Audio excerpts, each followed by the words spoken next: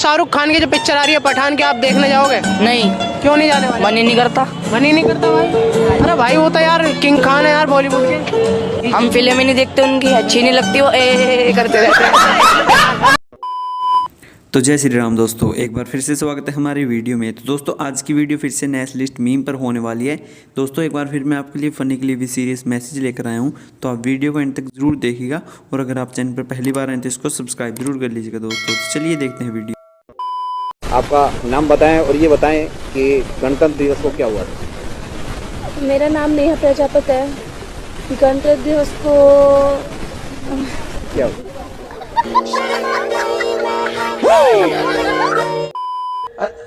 देखिए अंजना जी, पेशेंट गया डॉक्टर के पास, बोला मेरे पूरे बदन में दर्द है, जहाँ छूता हूँ वही दर्द होता है। सर में दर्द होता है, सर छूता हूँ, गले में दर्द, गला छूता हूँ तो छाती में दर्द, छाती छूता हूँ तो कमर छूता तो कमर में दर्द। तो डॉक्टर बोला जल्दी से इसके उंगली में पलस्तर करो, इसका उंगली टूटा हुआ है, बदन बाकी पूरा ठीक है। तो पलस्तर कर दिया, उंगली में ठीक हो गया। ये ऐसा ही है, मतलब आप सीए लगाओ तो मुसलमान खतरे में आ जाता है, अनुच्छेद 370 हटाओ तो मुसलमान खतरे में आ जाता है, आप यहाँ पर देश में ट्रिपल तलाक हटाओ तो मुसलमान खतरे में आ जाता है, बुरहान वानी मारा जाता है तो मुसलमान खतरे में आ जाता है, बाटला हाउस होता है तो मुसलमान खतरे में आ जाता है, याकूब मेमन को फांसी होती है तो मुसलमान खतरे में आ जाता है, वहां पर अफजल गुरु को फांसी होती है तो मुसलमान खतरे में आ जाता है। ये परपिचुअली मुसलमान खतरे में कैसे रहता है? तो कहीं ना कहीं मुझे लगता है उंगली में फ्रैक्चर है, उंगली में पलस्तर करना पड़ेगा। और ये अमानतुल्लाह खान, ये ओवैसी, ये सोनिया गांधी और ये अभय दुबे भी, मुझे तो शक है ये अभय दुबे जी का असली नाम क्या है। मजा आया। भाई मुझे चुन के लाओ, मैं एक गरीब आदमी हूं, मैं देश को बनाऊंगा। हर एक लोगों को, इस देश में रहने वालों को 2 करोड़ युवाओं को हर साल नौकरी दूंगा। दिया नौकरी? नहीं, आपको मिला होगा क्योंकि यहां लड़ाकू लोग ज्यादा है।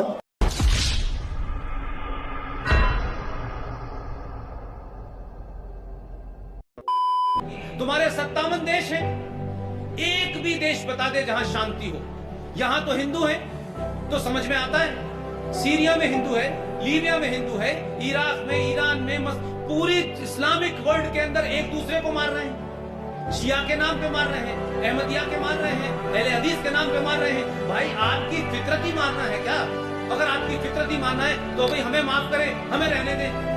हम तो पेड़ों को भी पूछते हैं, हम तो पानी को भी पूछते हैं, हम तो पहाड़ को भी पूछते हैं। तुम आए, हमने तुमको भी पूछा, लेकिन तुमने हमारी इस सहन शक्ति को ये समझा कि ये कायर लोग हैं। तो जो औरंगजेब ने किया, अगर वो तुम करना चाहते हो तो माफ करना, इस देश में अगर तुमने औरंगजेब की बातें करना शुरू की और औरंगजेब को अपना हीरो मानने की कोशिश की, अगर तुम उसको वली अल्लाह कहते हो, तो मुझे मालूम है कि इस 80% हिंदुओं में से, इस 80% मेजोरिटी में से 10% ने भी कोई गलत रास्ते पे चल गए तो नामो निशान मिट जाएगा। राहुल गांधी प्यार बांट रहे हैं, मगर अपने साथ कन्हैया कुमार जैसे लोगों को रखते हैं जो कहते हैं भारत तेरे टुकड़े होंगे इंशाल्लाह इंशाल्लाह। और दूसरा मेरा ये है कि राहुल गांधी प्यार बांट रहे हैं तो मनमोहन सिंह ने कश्मीर हिंदुओं के नरसंहार के आतंकवादी यासीन मलिक को अपने ऑफिस में मनमोहन सिंह ने सम्मानित करा था। काय का प्यार बांट रहे हैं? और तीसरी बात मेरी, अंतिम बात, कि जब इस देश के प्रधानमंत्री एक अर्थशास्त्री मनमोहन सिंह थे तो पाकिस्तान कश्मीर मांगता था, आज चाय वाला प्रधानमंत्री है, पाकिस्तान आटे की भीख मांग रहा है। अरे भाई, क्रिश्चियनिटी और इस्लाम में तलाक का प्रावधान तो है, हिंदू धर्म में तलाक का कोई प्रावधान नहीं है।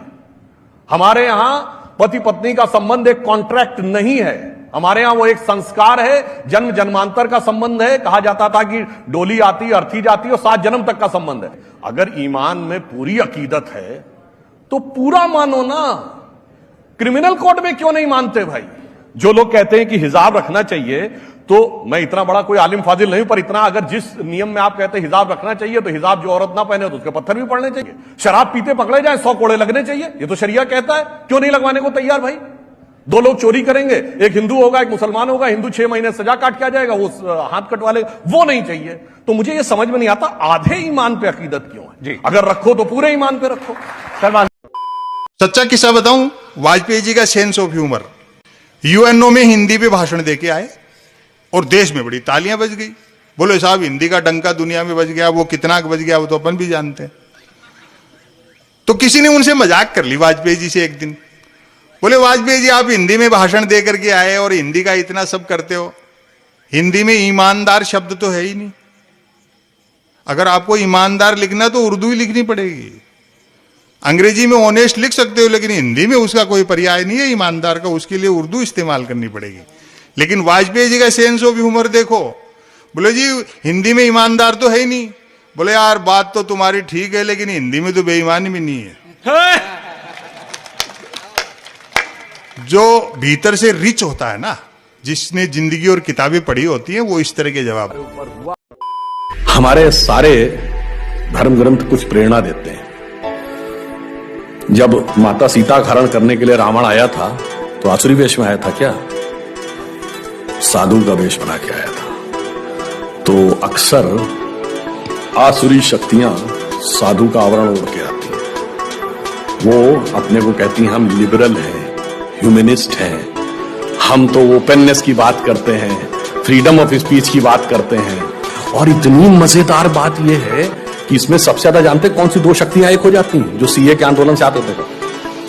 लेफ्ट लिबरल कम्युनिस्ट और कम्युनिस्ट और फंडामेंटलिस्ट मुस्लिम।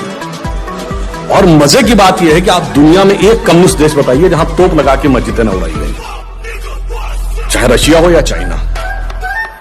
और एक मुस्लिम देश बता दीजिए जहां कम्युनिस्ट पार्टी प्रतिबंधित न हो।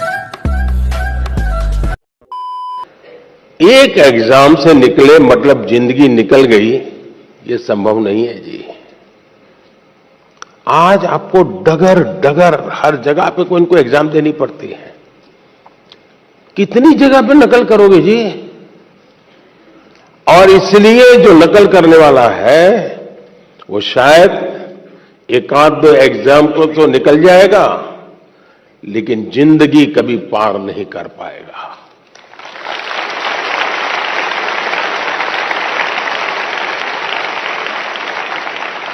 तो दोस्तों उम्मीद है आपको हमारी वीडियो पसंद आई होगी। अगर वीडियो अच्छी लगी तो इसको लाइक मैसेज जरूर करें और इसी तरह की वीडियो देखने के लिए आप हमारे चैनल को सब्सक्राइब भी जरूर कर लें। तो मिलते हैं अगली वीडियो में, तब तक के लिए आपका धन्यवाद।